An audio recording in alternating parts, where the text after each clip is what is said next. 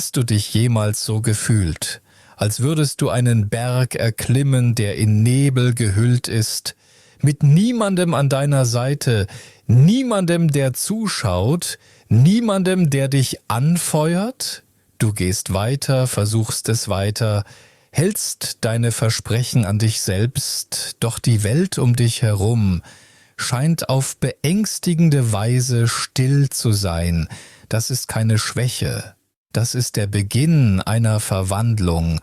Heute erforschen wir 7 kraftvolle Schritte, um aufzustehen, selbst wenn niemand neben dir steht. Denn in dem Moment, in dem du aufhörst, darauf zu warten, dass jemand anderes dich aufhebt, entdeckst du eine Wahrheit, die alles verändert. Die Kraft, nach der du gesucht hast, hat schon immer in dir gelebt. Schritt 1. Einsamkeit als Lehrerin annehmen. Es gibt Phasen im Leben, in denen sich die Welt zurückzuziehen scheint. Gespräche, die dich einst begeisterten, fühlen sich jetzt leer an. Menschen, die mit dir gingen, beginnen sich distanziert anzufühlen. An der Oberfläche sieht alles gleich aus, aber innerlich weißt du, dass sich etwas verändert. Das ist kein Versagen, das ist der Beginn von Wachstum. Diese Trennung, die du fühlst, ist nicht zufällig. Sie ist dein Signal, dass du alte Muster, alte Versionen von dir selbst hinter dir lässt. Die meisten Menschen fürchten diese Phase und laufen davon, füllen die Stille mit Ablenkungen, Beziehungen, allem, um zu vermeiden, allein mit sich selbst zu sein. Aber hier ist, was sie übersehen. Einsamkeit ist nicht dein Feind, sie ist deine Schmiede. Denk an eine Eiche im Winter, während andere Bäume ihre Blätter verlieren und leblos erscheinen, steht die Eiche allein in der Kälte, keine Blumen, keine Farbe. Aber unter der Erde, wo niemand es sieht, wachsen ihre Wurzeln tiefer, stärker und bereiten sich auf den Frühling vor. Du bist diese Eiche.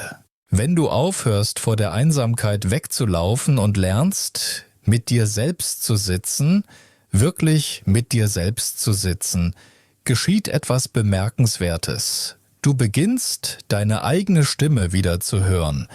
Nicht die Stimme, die von den Erwartungen anderer geformt wurde, sondern deinen authentischen inneren Kompass. Fang klein an, sitze 5 Minuten in Stille, koche dir selbst eine Mahlzeit mit Achtsamkeit, schreibe ohne Urteil in ein Tagebuch.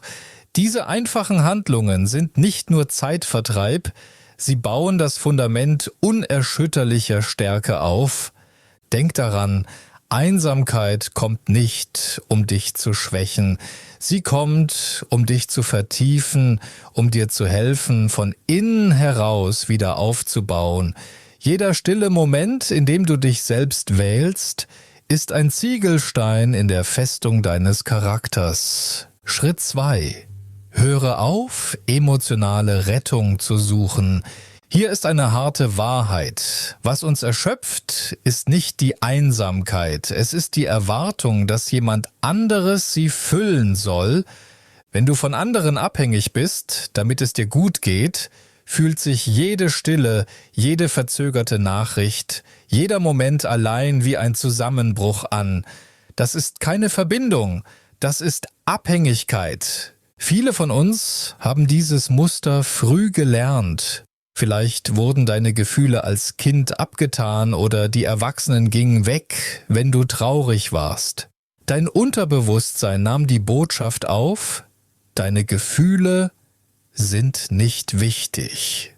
Auch hast du Jahre damit verbracht, zu versuchen, das Gegenteil zu beweisen, jemanden zu suchen, der deinen Wert bestätigt. Aber niemand kann für immer dein Retter sein. Emotionale Unabhängigkeit bedeutet nicht Kälte oder Distanz. Sie bedeutet, die Person zu werden, die auf die eigenen Emotionen hört. Wenn Traurigkeit aufsteigt, greifst du nicht sofort zum Handy, sondern du hältst inne. Du legst eine Hand auf dein Herz und flüsterst: Ich bin noch hier, ich sehe dich. Diese einfache Handlung verändert alles. Ein wirklich unabhängiger Mensch braucht keine ständigen Antworten, um sich wertvoll zu fühlen. Er kann allein in einem Café sitzen, seinen Kaffee genießen und sich in diesem Moment vollständig fühlen. Er liebt immer noch, verbindet sich immer noch tief, aber er bricht nicht zusammen, wenn sich Beziehungen verändern. Das ist Freiheit. Freiheit vom Bedürfnis nach Bestätigung, um zu existieren. Die Wahrheit ist, was du dachtest, bräuchte jemand anderen, um dir beim Überleben zu helfen, die Macht dazu hattest du die ganze Zeit. Du brauchst niemanden, der dich rettet. Du musst nur aufhören, dich selbst aufzugeben. Schritt 3. Verwandle Beschwerden in Handlung. Jede Beschwerde ist eine Falle, die als Erleichterung getarnt ist. Wenn du dich beklagst, fühlst du dich vorübergehend besser, als würdest du etwas tun. Aber in Wirklichkeit verstärkst du den Glauben, dass du machtlos bist. Du trainierst deinen Geist, dich als Opfer der Umstände zu sehen, anstatt als Autor deiner Reaktion. Die Frage ist nicht, warum passiert mir das? Die echte Frage ist, was kann ich damit anfangen? Diese Verschiebung vom Opfersein zur Handlungsfähigkeit ist der Ort, an dem Transformation beginnt. Denk an einen Stein am Grund eines Flusses. Die Strömung ist unerbittlich. Sie schleift, stößt, trägt den Stein davon. Der Fluss scheint zerstörerisch, aber mit der Zeit poliert dieselbe Kraft den Stein, bis er glatt und leuchtend wird. Das Leben funktioniert genauso. Es hält nicht an, weil du dich beklagst. Es fließt weiter, prüft, formt. Aber wenn du die Strömung erträgst, anstatt sie zu verfluchen, gehst du stärker, klarer und schöner hervor als zuvor. Ich kenne jemanden, der 6 Monate lang von Bitterkeit verzehrt wurde, nachdem sie von Freunden verraten wurde. Sie erzählte jedem, der zuhören wollte, wie schrecklich sie waren. Dann fragte sie sich eines Nachts: Wenn niemand da wäre, um meine Beschwerden zu hören, würde ich diese Geschichte immer noch erzählen? Die Antwort war nein. Am nächsten Tag begann sie darüber zu schreiben, was sie lernen, verändern, erschaffen wollte. Es war nicht ihr Weggehen, das mich verletzte, erkannte sie. Es war, dass ich zu lange an der Geschichte festhielt. Mit dem Beschweren aufzuhören bedeutet nicht, Schmerz zu leugnen. Es bedeutet nicht mehr darin zu leben. Du kannst Traurigkeit, Enttäuschung, Trauer fühlen, aber anstatt die Wunde immer wieder zu erzählen, lenkst du diese Energie in den Aufbau von etwas Neuem. Jede Handlung, egal wie klein, erklärt dem Universum: Ich bin kein Opfer mehr davon. Ich werde zu etwas Größerem. Schritt 4. Werde dein eigener Zeuge. Du arbeitest hart, du gibst dein Bestes, du zeigst dich beständig, doch niemand lobt dich. Niemand erkennt dich an. Niemand scheint es zu bemerken. Hier geben die meisten Menschen auf, nicht weil sie Schwierigkeiten fürchten, sondern weil sie Unsichtbarkeit fürchten. Aber hier ist das Geheimnis: Diese Stille prüft, ob du ohne Rampenlicht weitermachen kannst.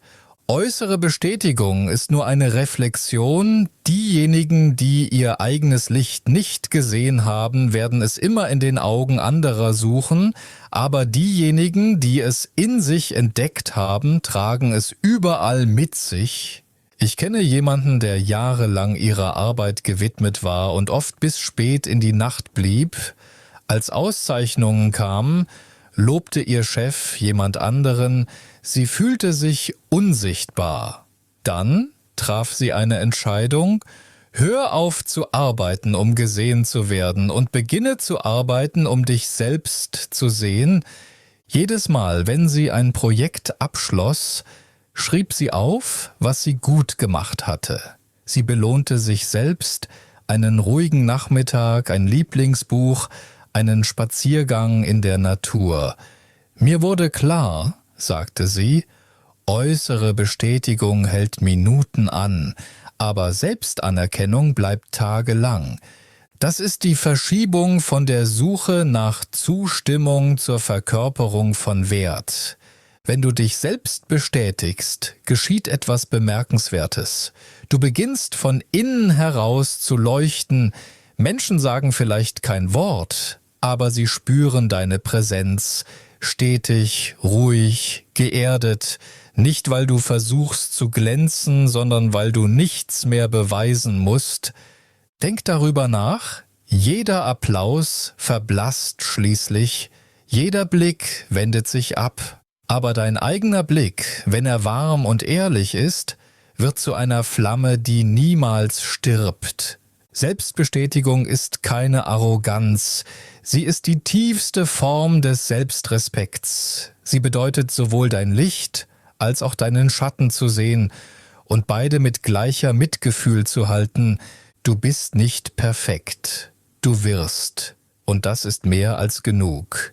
Schritt 5: Stehe schnell auf von jedem Fall. Selbst nachdem du stärker geworden bist, wird das Leben dich immer noch umwerfen, besonders wenn niemand da ist, um dich aufzufangen. Aber hier ist, was die meisten Menschen nicht verstehen. Scheitern geht nicht um Verlust oder Niederlage, es ist Erleuchtung. Jedes Mal, wenn du fällst, enthüllt es Teile von dir, die noch ungeheilt bleiben und darauf warten, integriert und geliebt zu werden. Fehler sind keine Schwächen, sie sind Fundamente der Wahrheit, sie machen dich real. Ich kannte jemanden, der ein kleines Unternehmen führte. Nach Jahren der Anstrengung wurde sie von ihrem Partner verraten und verlor fast alles. Monatelang lebte sie in Schuld und Angst. Dann fragte jemand sie: Wenn dies kein Ende, sondern eine Lektion ist, was lehrt sie dich? Sie schwieg, dann sagte sie: Vielleicht habe ich nie wirklich auf meine Intuition gehört. Von diesem Moment an begann sie täglich zu schreiben, nicht um sich zu beklagen, sondern um Weisheit aus dem Schmerz zu ziehen. Ein Jahr später eröffnete sie ihr Unternehmen neu, kleiner, aber stabiler. Ich habe keine Angst mehr zu fallen, sagte sie. Jeder Fall macht mich ehrlicher mit mir selbst. So wird Scheitern zu Treibstoff. Denk an den Phönix in der Mythologie, den Vogel, der sich regeneriert, indem er sich selbst verbrennt. Wenn er alt wird, stürzt er sich in die Flammen, um seine Asche abzuwerfen, und steigt dann wieder auf, heller und freier. Was verbrennt, bist nicht du, es ist nur die Hülle, die ihren Zweck erfüllt hat. Bei jedem Scheitern hast du 2 Möglichkeiten.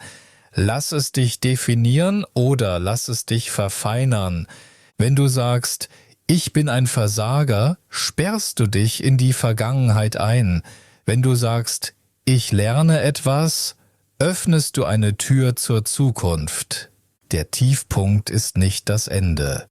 Er ist der Boden, von dem du dich abstößt. Starke Seelen werden nicht aus Komfort geboren, sie werden im Zusammenbruch geschmiedet. Also warte nicht darauf, dass dich jemand aufhebt. Steh schnell auf, fest, mit einem Herzen, das noch warm ist. Dann überwindest du nicht nur das Scheitern, du wirst zur Flamme, die nichts auslöschen kann. Schritt 6: Handle ohne auf Inspiration zu warten. Hier ist die Wahrheit über Motivation. Wenn du nur handelst, wenn du dich aufgeregt fühlst, wird dein Leben voller Anfänge sein, aber leer an Meisterschaft. Inspiration ist Wind, sie kommt und geht, aber Wille ist Richtung. Er hält dich in Bewegung, selbst wenn der Wind stirbt. Außergewöhnliche Menschen sind nicht die talentiertesten, sie sind diejenigen, die handeln, wenn die Begeisterung nachlässt. besonders wenn niemand jubelt.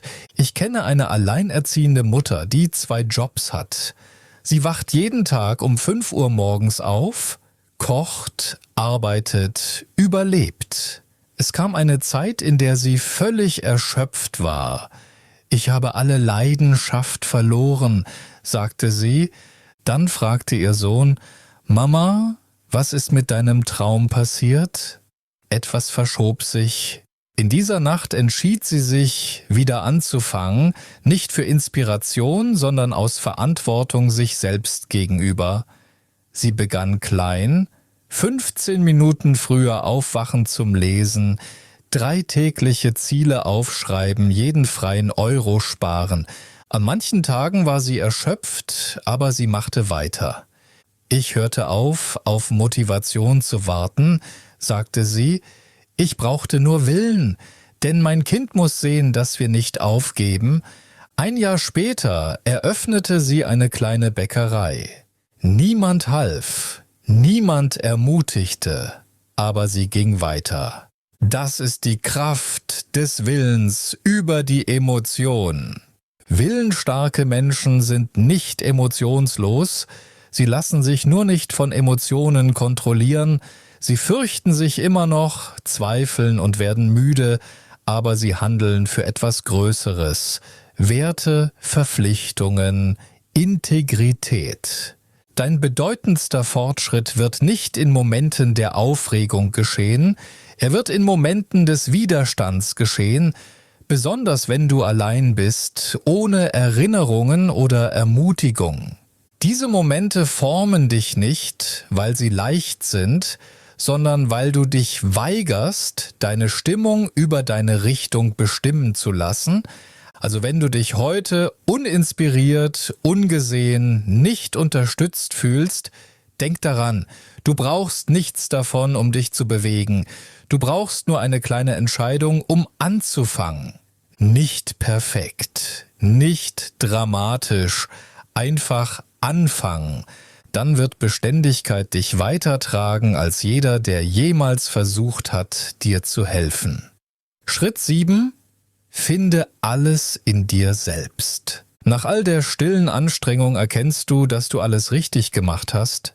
Du bist weitergegangen, bist diszipliniert geblieben, bist treu geblieben, doch die äußere Welt bleibt still. Niemand weiß es, niemand versteht, niemand sagt Danke. Und in dieser Stille entsteht eine Frage: Sind diese Bemühungen überhaupt wichtig? Das ist die letzte Lektion. Wenn du aufhörst, Verständnis von anderen zu suchen, beginnst du die Rückkehr nach innen, wo all deine Widersprüche beginnen zu harmonisieren, Angst und Mut, Schmerz und Heilung, Dunkelheit und Licht.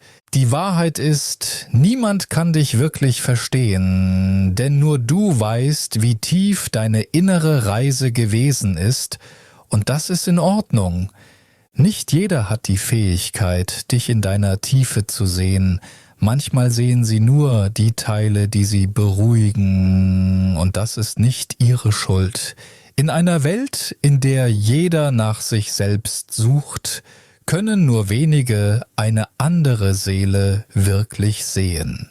Ich hörte einmal von einer Malerin, die nach Jahren des Schaffens für Trends und Verkäufe in Erschöpfung verfiel. Sie verließ die Stadt, mietete ein kleines Haus am See und brach einen Monat lang jede Kommunikation ab. Sie malte wieder, nicht um zu zeigen, nicht um zu verkaufen, sondern um zu hören, was ihre Seele sagen wollte. Als sie zurückkam, hatte sich ihre Kunst verändert. Roh, lebendig, voller Seele. Eine Galerie sah ihr Werk durch Zufall und lud sie zu einer Ausstellung ein. Als ich aufhörte zu versuchen, gesehen zu werden, sagte sie, begannen die Menschen mich wirklich zu sehen. Das ist das Paradoxon. Wenn du aufhörst, nach außen zu suchen, wirst du zu einem Zentrum innerer Schwerkraft. Wie ein Leuchtturm im nächtlichen Meer. Er schreit nicht, um gesehen zu werden, er bewegt sich nicht, um Aufmerksamkeit zu suchen, Er steht einfach da, leuchtet und führt dadurch diejenigen, die verloren sind. Wenn du in deinem eigenen Licht stehst, ohne Anerkennung zu brauchen, wird deine Präsenz selbst zur Führung für andere.